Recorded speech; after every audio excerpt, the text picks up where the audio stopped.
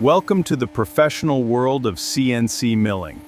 This machine operates on 3 precise axes. Let's begin by understanding setup. Now let's explore the G00 command.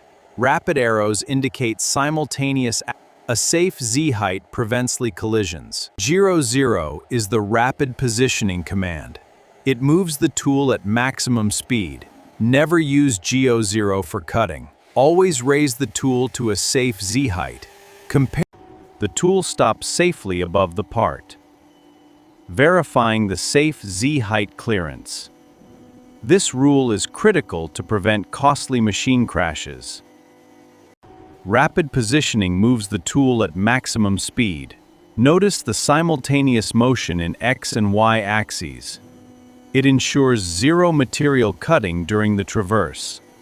The tool stops safely above the part.